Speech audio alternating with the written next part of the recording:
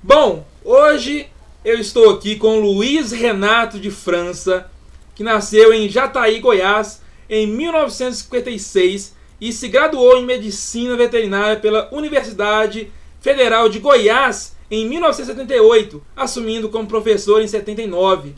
Concluiu o mestrado em 87 e o doutorado em 91 em Biologia Celular pela Universidade Federal de Minas Gerais, atuando como professor na UFMG a partir de 89.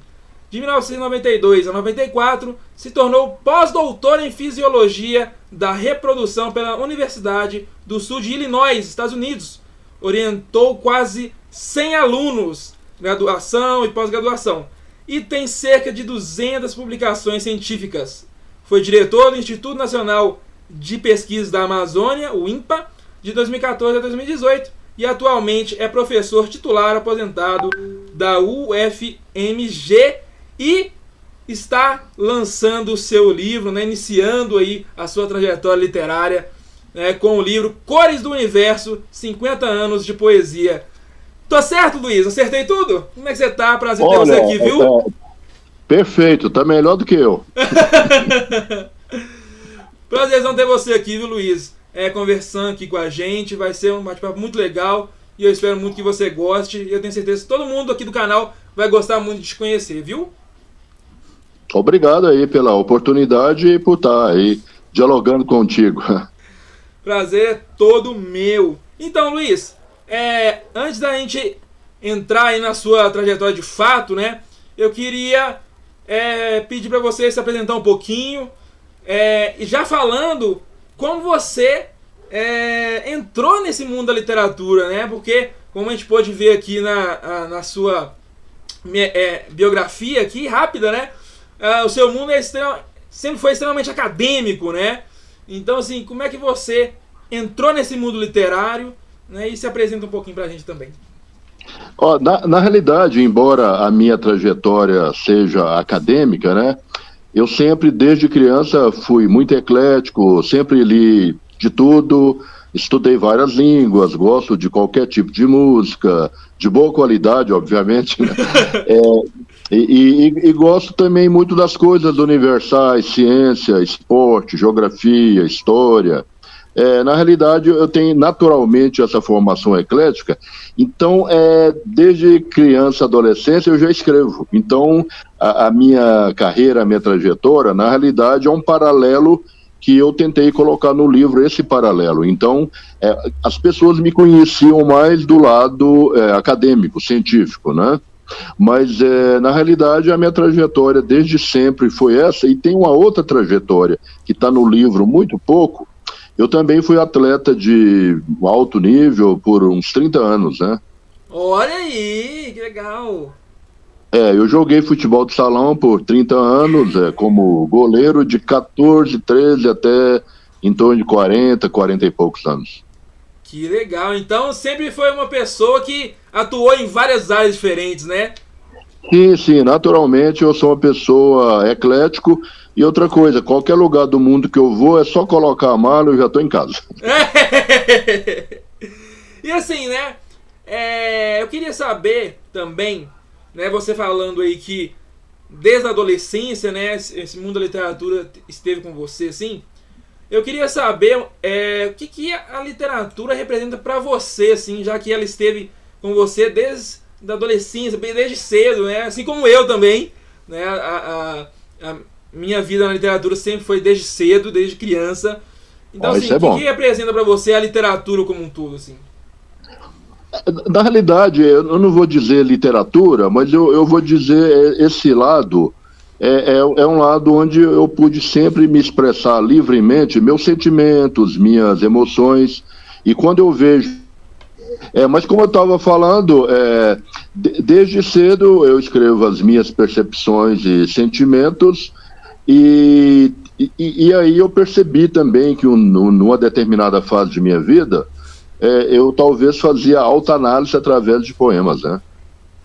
No determinado período. Os títulos são muito autoanalíticos, mas os títulos são muito variados, não tem assim um tipo específico, né? Uhum. E assim, uma coisa que eu sempre gosto de perguntar para todo autor ou autor que eu entrevisto é: quem você se inspira assim na literatura como um todo, assim? Pode ser tanto no gênero poema, né? Quanto em outro gênero mais específico, assim. Qual autor ou autora assim que você mais gosta, você busca ele se inspirar? Olha, como eu leio de tudo desde sempre, as inspirações elas são muito variadas. Por exemplo, eu vou citar brasileiros, né, poetas, poetisas. Eu gosto muito do que eu leio da Cora Coralina, inclusive eu conheci a Cora Coralina pessoalmente. Quando eu ingressei na Universidade Federal de Goiás, ainda muito jovem, ela recebeu um título de doutora honoris causa na universidade e eu tive a oportunidade de conversar com ela. Eu gosto muito do que eu leio do Mário Quintana, adoro o que eu leio de Mário Quintana. Eu acho que ele é um poeta que não foi devidamente reconhecido, por não fazer parte da Academia Brasileira de Letras, mas vendo quem está lá atualmente, eu acho que para ele foi até bom. Eu também gosto muito de Guimarães Rosa, eu gosto muito de Stephen Hawking, e daí já é da área legal. De física. Como pessoas, eu gosto muito de pessoas como Mandela, como Gandhi. Eu gosto dessas pessoas mais universais, porque também os meus poemas, muitos deles, eu consigo sair do planeta e me conectar com as galáxias, com as estrelas, e consigo manter um diálogo, né? Na realidade, desde criança, a primeira redação que eu escrevi com 8 anos, era um tema livre, a professora deu um dever de casa e da frente onde eu morava na casa, da varanda, lá pro final da tarde, menino brinca o dia inteiro, chega o final da tarde à noite, tem que fazer o dever de casa, né? Aí eu falei, bom, eu vou escrever sobre a lua cheia, né? Que tava uma lua cheia exuberante, uma lua cheia nascente. E aí eu escrevi essa redação e a professora gostou demais e leu em sala de aula, né? Então, assim, eu sempre tive facilidade para escrever. Então, as minhas inspirações, elas são muito, muito amplas. É porque eu gosto de qualquer assunto, né? Matemática, que eu tenho uma mente matemática também. Então, eu trafego, eu desligo de um lado e vou para o outro facilmente. Como eu gosto de tudo, eu me interesso por tudo. Psicologia, psicanálise, eu gosto muito do Jung, eu gosto muito do que eu leio de Bion. Então, eu sou muito eclético. Falar um autor específico que me inspira, eu acho que o que me inspira é o universo, é a beleza do universo, a vida. São muitas coisas que me inspiram, então é difícil falar. E assim, né, você sempre teve uma vida, como você mesmo falou, e como eu falei aqui anteriormente também, bastante acadêmica. Como essa vida acadêmica, esse seu lado mais científico, te influenciou como escritor, assim, influenciou também no seu livro? Porque eu imagino que, como todo o livro, esse seu livro tem o seu DNA, tem a sua marca, né? Então, assim, na realidade, é mais que o DNA, viu? É a minha essência. Eu falo pro pessoal que o livro é a minha essência desnuda, né? Tanto é que a última frase da Jornada Sem Seus Poemas eu homenageei o Mário Quintana, porque ele tem uma frase magnífica que ele diz que os poemas dele são ele mesmo e que ele nunca escreveu nada que não fosse uma confissão, nem uma vírgula. Eu falei, é exatamente isso, que os meus poemas, eles realmente são confissões em forma de poemas, mas é o seguinte, tudo tá ligado, porque desde criança, como eu tenho esse olhar muito amplo, eu também tinha um mini zoológico na minha casa, né, para desespero da minha mãe, né. E o que ocorre? Eu era muito interessado na área de animais, de reprodução, tanto é que eu entrei para a área de veterinária, naturalmente. E outra coisa também, Igor, tudo que eu fiz na minha vida foi uma vez só. Tudo foi de primeira. E outra coisa, eu nunca conversei com ninguém para tomar decisões, a não ser quando eu fui para o INPA, que era um tiro muito grande, né? Eu fui até lá agora lançar o livro. Eu lancei o livro em Manaus semana passada, no Palácio Rio Negro e no Instituto de Pesquisa lá no INPA. Então eu acho que a minha trajetória, ela só foi se ampliando cada vez mais. Então é tudo ligado. esse lado da ciência, eu faço ciência como se fizesse poemas, né? Apesar de ser técnico, eu consigo tornar o técnico mais colorful, mais colorido, né? Então, eu acho que tudo é mais do mesmo. Tanto é que eu tenho um poema que chama Mais do Mesmo, né? Com diferentes roupagens e quânticas embalagens. Então, eu acho que, para mim, tudo é mais do mesmo. A percepção do olhar é que muda as coisas. Olha aí, falou tudo demais. E assim, agora indo mais para a questão do seu livro, né, o Cores do Universo, 50 anos de poesia. De onde surgiu a ideia? Onde começou? Onde surgiu a ideia de fazer esse livro? Quando essa ideia surgiu? Foi mais atualmente ou foi mais no passado assim você foi desenvolvendo essa ideia? Como é que foi o surgimento da ideia desse livro? Na realidade, a ideia de publicar o livro, ela surgiu a partir de um momento onde eu tinha em torno de 50, 60 poemas, né? E aí as pessoas, não, publica, mas eu até tentei, mas ainda bem que eu não publiquei, porque o processo ele ainda não estava concluído. Então, eu acho que o livro foi se fazendo e chegou num momento que eu vi que se eu comecei a escrever com 15 anos, eu tinha exatamente 65, eu pensei, 50 anos acho que já está bom. E com 50 anos, por coincidência, eu tinha em torno de 100 poemas. Então já dava um volume bom. E quando eu li como publicar um livro de poemas, tem tanta coisa lá na internet que eu não segui nada daquilo.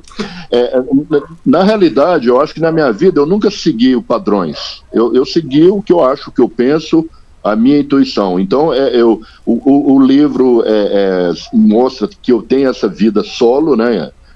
Realmente, minha vida foi mais só, mas ao mesmo tempo extremamente conectado.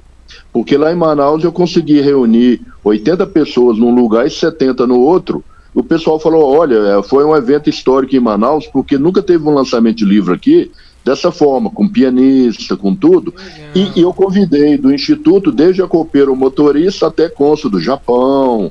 Então, desde criança, eu tenho essa capacidade. E quando eu joguei futebol por 30 anos, eu não era só goleiro de futebol de salão. Eu era goleiro, técnico, capitão, psiquiatra, psicólogo, comprava a bola, comprava o uniforme. Não, eu sempre fui assim, naturalmente. Então, o livro ele foi se fazendo e chegou no momento que a pandemia colaborou nisso, e também eu tinha aposentado, veio a pandemia, eu recebi vários convites para mudar para o exterior, morar na França, na Alemanha, porque eu também tenho poemas em alemão e inglês, né? E aí eu traduzi esses poemas, eu mantive o original e traduzi, e mesmo para o autor, traduzir poema não é fácil. Eu imagino. Eu tenho 3 poemas em alemão, 5 em inglês, aí eu mantive. Então, assim, isso mostra que eu sou eclético por natureza. E o livro, eu acho que ele se pediu, né? E aí eu resolvi escrever, que eu estava planejando escrever um livro autobiográfico. Aí eu cheguei à conclusão que era melhor escrever os 2 juntos. Porque as pessoas que eu pedi para escrever prefácio, apresentação, foram pessoas que fizeram um trabalho tão bem feito que eu pensei, agora eu escrevi uma introdução simples, não tem mais sentido. Aí eu escrevi uma trajetória no qual eu fui criando um contexto com a ciência, que é a minha vida desde criança, e com os poemas. Então esse contexto é um contexto que quem lê o livro de início ao fim vai ver que está tudo amarrado. Quem lê atentamente. Inclusive ontem eu recebi áudios de um colega meu lá de Manaus, que dá aula de filosofia, falou, seu livro é pura filosofia. Né? E pessoas da área de psicologia também de Manaus falou, olha, nós vamos usar seu livro em sala de aula, inclusive nós estamos discutindo o seu livro, aí eles queriam mandar um documento para mim. Eu falei, poxa, eu nem sei o que eles vão fazer, né? Mas na realidade é o olhar deles, que depois que você escreve, principalmente poemas, é o olhar de cada um. Quando eu comecei a escrever, falei assim, poxa, esse poema eu desnudo, mas cada um lê tem a sua interpretação. Com certeza. É claro que quem lê atentamente, conhecer muito, vai ver que tem coisas ligadas, né? Mas quem lê, que a função da arte é sensibilizar as pessoas.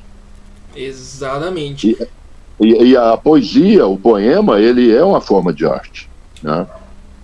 Tanto é que as minhas apresentações eu coloco em PowerPoint, eu coloco imagens junto com os poemas, né? Ah, legal, legal. Tem duas leituras. O Ferreira Goulart, uma vez, eu li uma entrevista com ele, quando ele estava vivo, ele falou que uma coisa muito mais difícil que tinha era você colocar uma linguagem escrita junto com a linguagem de imagem. Eu pensei, ele está enganado, porque eu faço isso. Né? Eu gosto muito do Ferreira Goulart também. Né? Então... Mas assim, né, o seu livro é um livro de poemas, de poesias, como você falou, autobiográfico. Então é um livro muito diferente, né? Também. Agora, só que na autobiografia tem crônicas, eu narro situações onde tem crônicas, tem memórias, mas o eixo do livro é científico. Mas é uma ciência poética. Olha aí. Então, assim, é o que eu falei, né? Um livro bastante diferente. E, assim, diferente. Por ser um livro muito diferente, eu imagino, assim, que deva ter tido algumas percalços, algumas dificuldades bem específicas também, né? Do que em relação a outros livros. Como é que foi, assim, a sua escrita? Assim? Mas o bom que eu comecei a ler sobre outros livros, como escrever, o bom que eu não segui nada, né? Foi por você, né? Eu falei, eu quero escrever assim. E aí, a partir do momento que eu decidi escrever a minha trajetória, foi uma coisa sem volta, porque é igual uma viagem que você é de 3.000 quilômetros, que no meio da viagem você fala, eu acho que o caminho não é por aqui não. Mas o caminho já estava traçado intuitivamente por mim, né? Porque eu sou muito intuitivo. Então, eu vou procurar algo na internet, em pouco momento eu acho uma frase magistral, o que eu estava querendo era aquilo mesmo, né? E às vezes quando eu vou escrever, eu uso palavras que eu não uso, que eu não conheço às vezes, né? Eu acho que eu não conheço. Aí eu olho no dicionário e falo, não, é perfeito, é exatamente essa palavra que eu queria. É porque antes de ter a palavra, a gente imagina as pessoas que a palavra é para expressar sentimento. Então o sentimento já existe. Se tem palavra ou não para expressá-lo, azar da palavra, né? Exatamente. E assim, o que é esse livro, né, agora ele já escrito, já publicado, já recebendo avaliações, né, as pessoas lendo. A avaliação não recebeu ainda não, viu? Não, as avaliações especiais mesmo, né? A pessoa que leu ali, recebeu de você e já te falou, né? Por exemplo, os professores falando que vão usar o seu livro nas aulas, por exemplo, né? E o que esse livro, assim, agora que ele já está finalizado, o que esse livro representa para você, assim, quando você olha para esse livro, o que você sente, o que ele representa para você? Tudo que eu fiz na minha vida desde o início é uma característica minha. Eu faço da melhor forma possível, eu encaro como uma missão. Aí depois que eu faço da melhor forma possível, eu falo, meu limite está aqui. Então, sempre uma sensação de realização. Mas é uma sensação de realização, mas não se envaidecer com a realização. É pensar que a partir daqui você está pronto para outra missão ou outra coisa, que você não sabe o que mas no meu caso sempre vai acontecendo, né? No momento certo. Agora me pergunto o que vai ser daqui para frente, eu não tenho a menor ideia. Mas muitas pessoas falam, não, vai acontecer coisas maravilhosas. Bom, eu não sei, eu só sei que eu faço da melhor forma possível. Tem um colega meu, professor titular da Unicamp, que é muito amigo meu, ele um dia disse que estava conversando com os alunos, com os pós-doutores, e dando lá uma chamada, um puxão de orelha, e falou, olha, eu gostaria que você trabalhasse aqui no laboratório com pelo menos 10% da sua capacidade. Porque a única pessoa que eu conheço que usa 99% é o Luiz Renato. Então falou, de 10 para 99 é muito. Eu acho que ele devia ter baixado um pouco. Mas assim, uma coisa, né? Livros de poesias, a gente vê pouco ainda, né? Principalmente nos dias de hoje, a gente vê cada vez menos. E principalmente a questão, né? Eu falo por experiência própria também, né? Porque no ensino médio, né, as poesias para mim eu queria manter distância das poesias, né? Por causa do jeito como era ensinado, do jeito que era abordado também.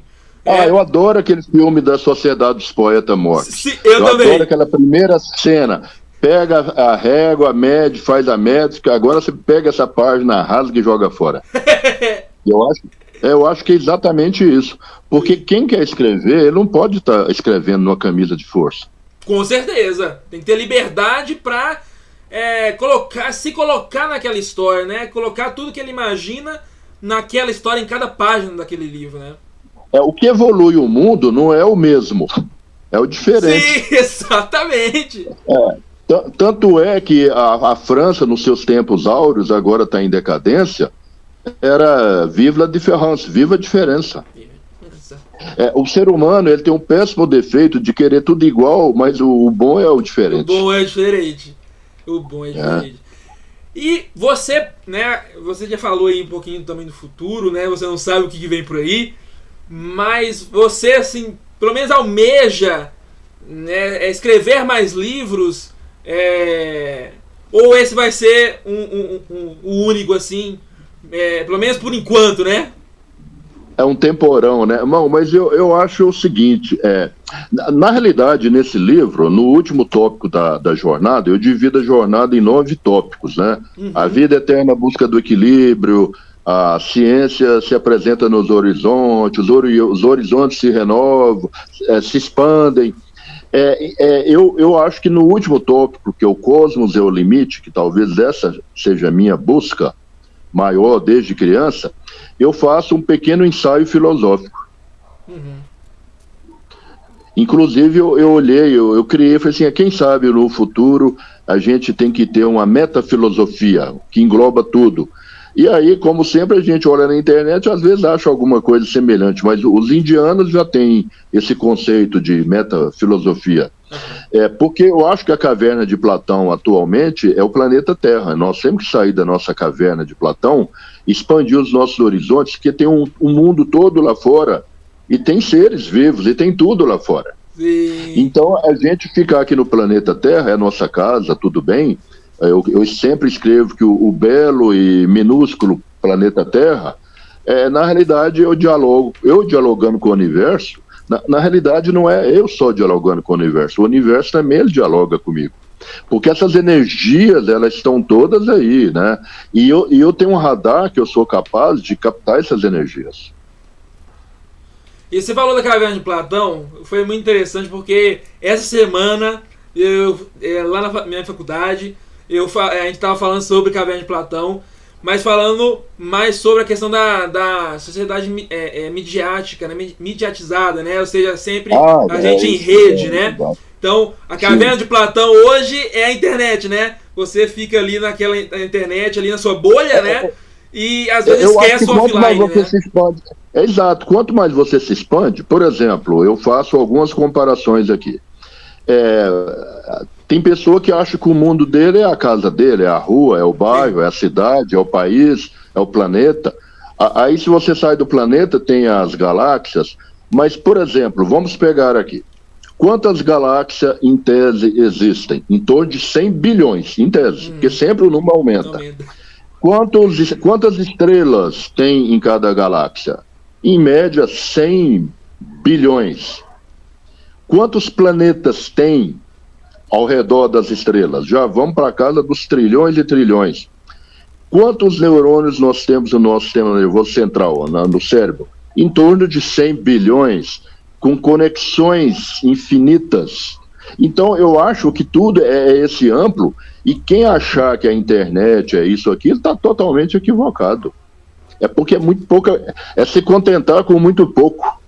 Né? Por exemplo, tem um poema que eu escrevi sobre Fogueira da Democracia, que eu fui numa manifestação na Praça da Liberdade. Eu falei, olha só, né? Praça da Liberdade, manifestação.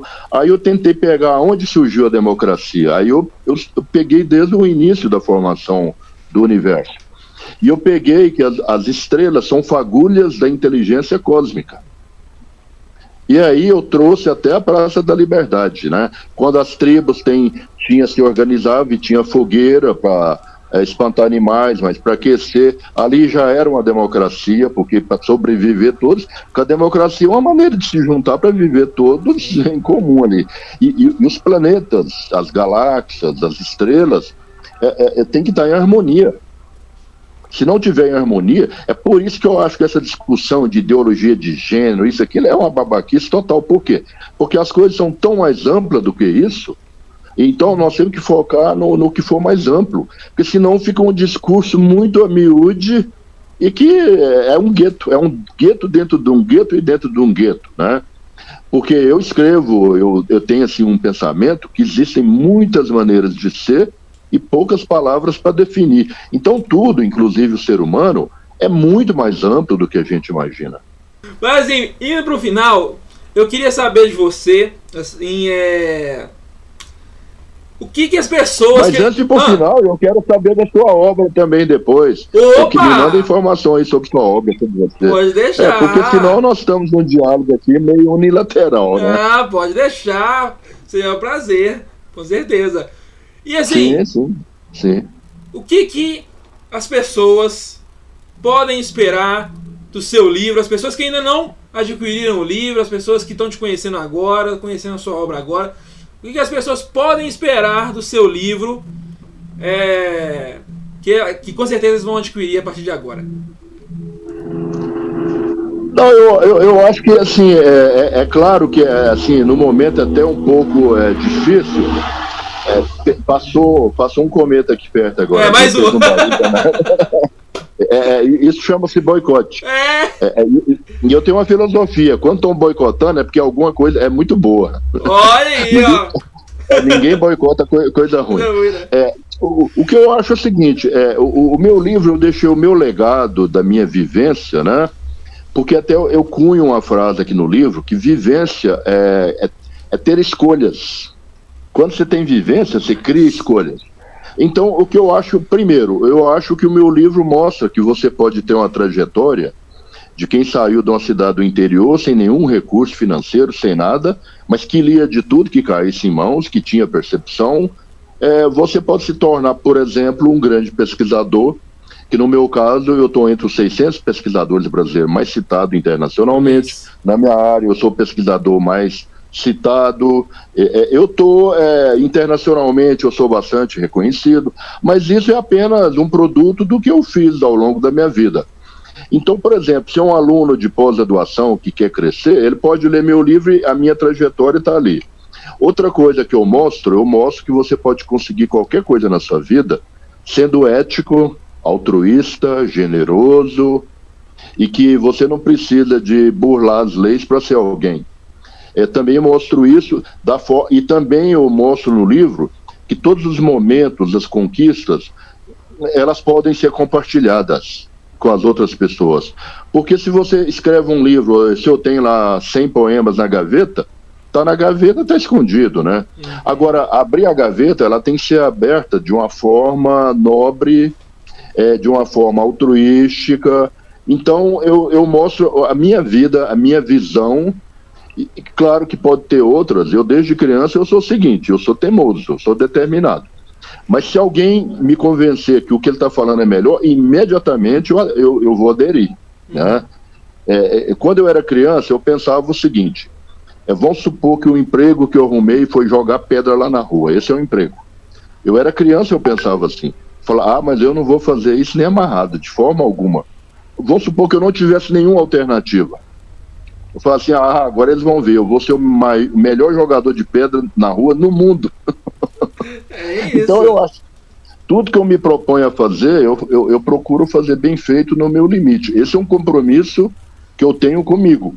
Tanto é que a primeira frase que eu escrevi, antes de 15 anos que eu escrevi o primeiro poema, por causa da guerra do Vietnã, eu escrevi uma frase que eu coloquei que a vida é a eterna busca do equilíbrio. Então, eu sempre vivi procurando esse equilíbrio, mas eu cunhei um outro pedaço no meu mestrado, é que durante essa busca, percebemos que sempre podemos ser melhores do que nós mesmos. Então, qual que é assim, eu acho que a mensagem que eu quis dar com isso é que nós temos que buscar o equilíbrio. Embora o equilíbrio perfeito não exista, porque o dia que tiver o equilíbrio perfeito, acabou tudo. É igual igual um planeta. Se um planeta não tiver atividade geológica, não tiver vulcão, terremoto, é porque ele está morto, né? Então, eu acho que o compromisso nosso conosco mesmo tem que ser de buscar o equilíbrio e, ao mesmo tempo, buscar o crescimento. E, ao buscar o crescimento, procurar a evolução. Tanto é que na penúltima página da parte da trajetória do autor, da jornada do autor, eu desenvolvi uma teoria do tudo. E essa teoria do tudo, do início ao fim, a parte material é luz e vida, a parte espiritual é conhecimento e evolução. E nós estamos aí no círculo, no meio desse losango que eu criei. Então, na realidade, a minha maneira, a minha concepção de ver a vida essa, é natural, tá? Eu não me esforço muito, não. Eu apenas ligo alguns neurônios, que eu posso estar numa entrevista com você aqui, eu posso conversar com você aqui 3 dias seguidos, mas eu posso ficar 3 semanas calado. Olha aí. Eu tenho essa capacidade. Ele fala demais. Não, ele não falou nada. Mas eu sou comunicativo por natureza. No futebol e qualquer atividade, eu consigo. Então, tudo que você lê nessas teorias todas, eu consigo exercer de forma natural, mas com um compromisso. Porque tudo que eu escrevo em relação ao cosmos e ao universo, eu trago para o ser humano. Os poemas, embora seja sobre o universo, sempre eu trago para os sentimentos humanos. Então é um diálogo em 2 vias, né? Então eu não sei se eu tenho uma proposta ou não, mas eu tenho essa maneira, esse pensamento, né? E em relação à linguagem, assim, né? A questão de como escrever, né? Os seus poemas são mais para os clássicos, assim, com uma escrita mais rebuscada? Não. Ou é mais o seu cada estilo? Um é de um jeito. Não, cada um é de um jeito. Tem uns que tem rimas ou não. Os meus poemas, quando eu escrevo, sabe qual que é a ideia que eu procuro dar? É de início, meio e fim. Ele tem uma introdução, ele tem isso, e sempre ele tem um final. Não. E às vezes eu não tenho um nome, aí depois eu vou pegar qual o nome que eu dou para isso. Mas ele tem uma harmonia nas palavras, nos sentimentos. É como se fosse um roteiro. Eu posso criar um roteiro de um poema de 2, 3 páginas, ou de meia página, ou de 11 linhas, mas ele tem início, meio e fim, ele tem um contexto, ele tem uma mensagem embutida ali. E aí essa mensagem, ela pode ser totalmente livre ou não, eu não tenho um estilo. Eu acho que se prender a isso, se a pessoa tem naturalmente, quer fazer, um jogador de futebol, por exemplo, você tem uma maneira de jogar, agora ele tem que ter uma maneira de jogar que seja eficiente e que o time dele ganha, né? Exatamente! Se for ficar lá só firulando, vai pro banco, né? Eu fui jogador 30 anos, eu era técnico. Teve um jogador com a vez, eu gritava para marcar, falou assim, mas eu não sei marcar, eu só sei criar. Eu falei, mas você tá entregando o time. Lógico. Só sabe jogar, mas marcar que é bom nada. Então eu gosto de ver essa dedicação, e se você é dedicado, se você é técnico, tem talento e tem antevisão e tem um monte de outras qualidades, aí tá perfeito, aí é o craque, né? Completo, né? Então, mas eu acho que a gente tem que procurar isso. Então, os meus poemas, se procurar que estilo, tanto é que eles não têm uma temática específica. Eu escrevo sobre o que eu sinto no momento. Eu posso ter uma ideia, daqui 5 anos vem um poema. Agora, quando ele vem, aí você tem que passar para o papel. Que eu tenho poemas, eu tenho um poema psicografado. E ele é longo, e talvez o mais bonito que eu tenho, é porque eu estava ouvindo música clássica do Bach, né? E aí aquela música entrou dentro de mim, que eu peguei uma folha de papel e tive que escrever, saiu um poema belíssimo, e eu falei, eu nunca mais quero ouvir Bach. Porque é o seguinte, aquilo ali entrou dentro de mim, aquilo ali me arrasou, os meus sentimentos assim foram, nem sei para onde, mas eu consegui um poema belíssimo. Então eu agradeço o Barro, falei, Barro, obrigado aí, mas você acabou comigo aqui por dentro. Então eu acho que é livre, é o que você sente. Eu acho que a essência do ser humano é essa. Tanto é que eu tenho um poema chamado Humanismo, no qual eu coloco que o ser humano, ele não se explica, ele se manifesta. Então isso é filosofia, não é? Demais. Então, assim, quando eu olho... E outra coisa, quando eu olho o que eu escrevi 20, 30, 40 anos atrás, eu não mudo nada. Eu falo, perfeito, é exatamente o que eu queria transmitir. E eu tive uma dificuldade que eu achei que, eu falei assim, ó, tem alguns poemas que eu acho eles muito dark, né? Eu falei, não, eu não quero, eu não gosto nem de ler esse poema, ele é muito dark. Mas aí, o que acontece? Eu decidi publicar em ordem cronológica todos. Porque como é um processo da minha vida de 50 anos, eu não vou repetir esse processo de 50 anos. Então esse processo... momentos diferentes da sua vida ali, né? Mostra a minha essência nesses 50 anos. Então, se eu for viver mais 50, eu duvido. E eu também estou preparado para partir. Eu não sou aquela pessoa apegada, não, né? Então, eu não tenho medo de morrer, eu moro só, tudo. Eu vivo minha vida, né? Então, isso eu tentei colocar no livro, isso, né? Quem tiver muita percepção, esse amigo, meu colega meu de Manaus, que me mandou um monte de áudio ontem, ele falou, acabei de ler a jornada do autor, eu percebi isso, a percepção dele estava muito boa, né? Ele também escreve às vezes. Então, eu acho que é um legado nesse sentido, né? E você falou, né, da questão do... Assim, eu tava até falando, né? Acho que foi quando o áudio interrompeu, né? Eu tava falando da questão do... Era coisa boa. Não, eu tava falando da questão, né, dos poemas, que no ensino médio eu sempre tive muitos problemas com os poemas, né? Porque por causa do jeito que ele era abordado. E eu sempre falo que eu tô retomando, né, o meu gosto pelos poemas, pelas poesias, agora. É porque agora você tirou a camisa de força, né? Exatamente! Então eu tô podendo ir livremente, né, achar os poemas que mais... Galgar o seu caminho, o seu sentimento. Né? Que mais me tocam, né? E que tem mais a ver comigo. E não aqueles... só os clássicos ali, né? Então, eu posso... É o que você falou exatamente. Eu tirei minha camisa de força e fui atrás do que era mais o meu estilo. E hoje eu gosto muito mais do que eu gostava no ensino médio, né? Porque daí o ensino médio era dever de casa, né?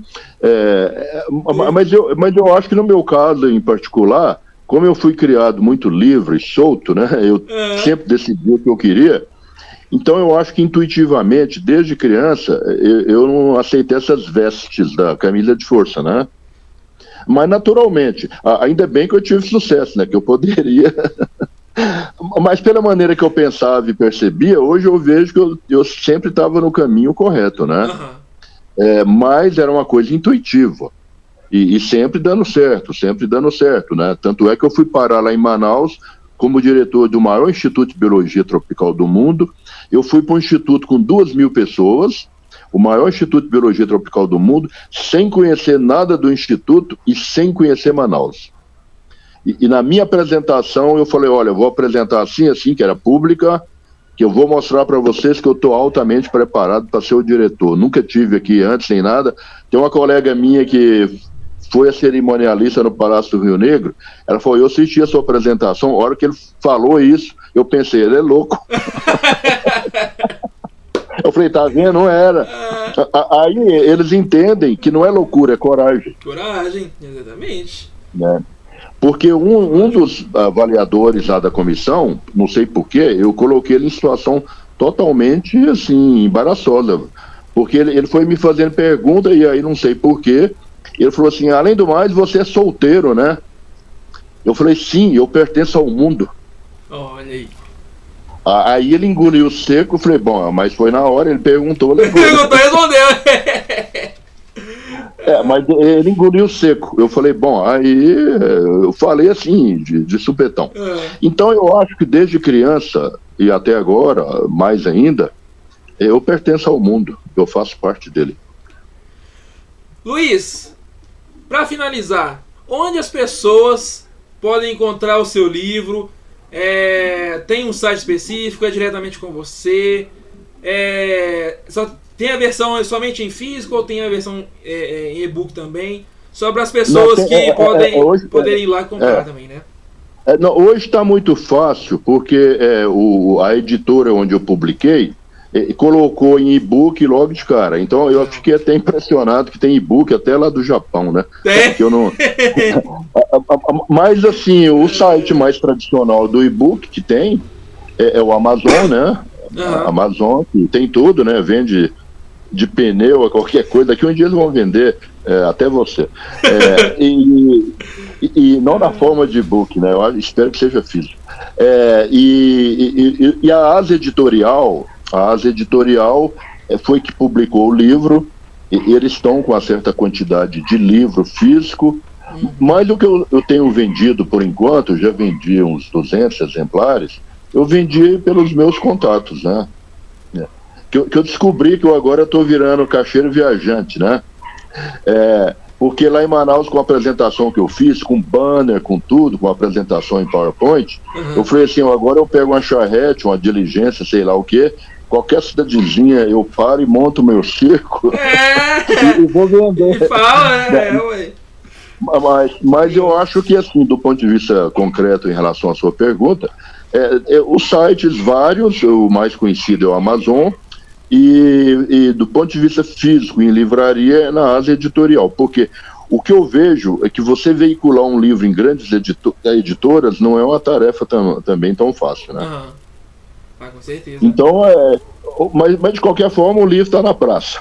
É isso aí, está disponível aí, gente. Então vamos lá. O link, né, do Instagram do Luiz vai estar aí na descrição. O link lá na Amazon também, se vocês quiserem comprar o e-book. Vai estar aqui o link de todas as vendas, né, tanto do físico quanto do e-book.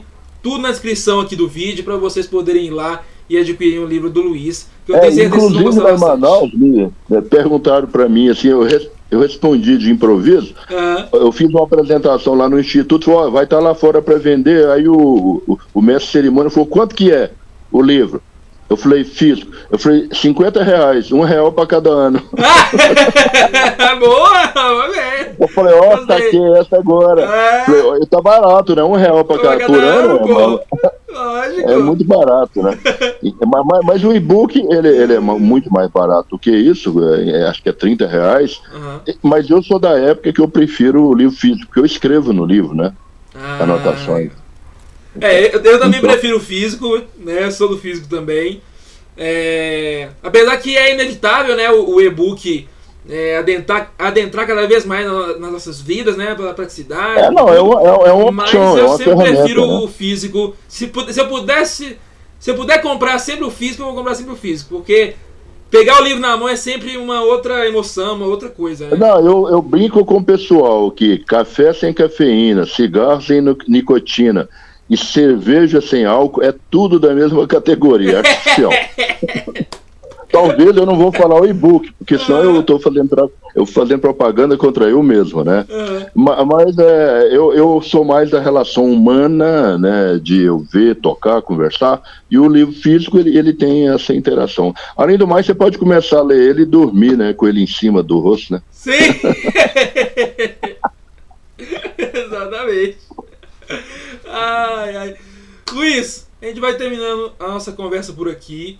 Primeiramente, queria te agradecer muito por ter vindo aqui conversado comigo. Foi um prazer enorme ter você aqui. Foi um prazer enorme te conhecer. Você é uma pessoa que eu gostei muito de conhecer, uma pessoa maravilhosa. Gostei bastante mesmo. E eu espero muito que você tenha gostado do nosso bate-papo aqui, gostado aqui do nosso canal também, né? Eu tenho certeza que as pessoas gostaram bastante de você aí. E vão te seguir muito lá no Instagram, viu? Já prepara lá que vai ter o pessoal seguindo lá no Instagram também o seu trabalho, viu? Não, muito obrigado. Eu também gostei muito de você, da sua maneira. Eu acho que a gente tem empatia natural quando a gente sente os mesmos canais, né? E você está me devendo mandar informações do que você faz e tudo, porque eu não acho justo essa troca só de um lado, né? Mandarei lá no Instagram, inclusive. Ah, tá ótimo, ótimo, excelente, né? É isso. Então tá bom, Igor. Se tiver mais alguma pergunta, meu pai era locutor esportivo, então eu vou narrando aqui, ó. Olha aí, ó, inclusive a voz, né? Herdou a voz, então, porque a voz é muito bonita, muito forte, né? Então herdou um pouco da voz também, né? Exatamente. Quando telefonava lá pra casa, eu não achava que parecia, não. Mas se todo mundo falava que parecia, porque parece, né? Exatamente. Não posso ir contra. E nunca pensou em seguir a carreira, não? Tentar na rádio? Olha, na realidade, eu sou um comunicador natural, né? Lá no Palácio Rio Negro, enquanto o pianista parou de tocar, aí tinha que montar o local da projeção. Eu já peguei o microfone e fui falando, o pessoal falou, não, fiquei impressionado, como é que você era capaz, né, de espontaneamente colocando. E como eu dei aula há muitos anos, 30 anos ou mais, e outra coisa, eu apresentei palestra no mundo inteiro, quando é inglês também eu dou conta de ter esse ritmo, né? E também lá no Instituto, tinha dia que tinha 3 solenidades, inclusive às vezes inglês, português, diferentes, era só me dar o microfone que eu falava, né? Aí eu via que o pessoal ficava animado, porque a minha maneira de ser e de falar já era assim cativante. Então eu acho que até eu já falei para essas pessoas dessa área tomar cuidado que eu vou tomar o emprego deles. Não. E quando eu preparo caipirinha também em bares, mesmo no exterior, eu falo, não, tá tudo errado, me leva lá na cozinha que eu vou preparar, né? Eu já fiz isso em vários países, viu? Olha aí. Então eu falo, não, você prepara uma caipirinha aqui no menu que todo mundo é horrível, põe melado aqui na caipirinha. Então eu vou lá e preparo, então imediatamente eu já tô na praça. Bom demais. Luiz, brigadão. Tamo junto demais. Espero que você tenha gostado. E que seja a primeira de muitas vezes que você vai estar aqui com a gente aqui no canal. Não, eu tô à disposição. Você já viu que bate-papo é comigo mesmo, né? O livro é apenas uma desculpa, tá? Eu escrevi o livro só para ter oportunidade de conversar. Bom demais. Eu estava me sentindo muito só com a pandemia. Tá bom então, Igor. Um grande abraço para você. Um abraço para você também. Muito obrigado, Luiz.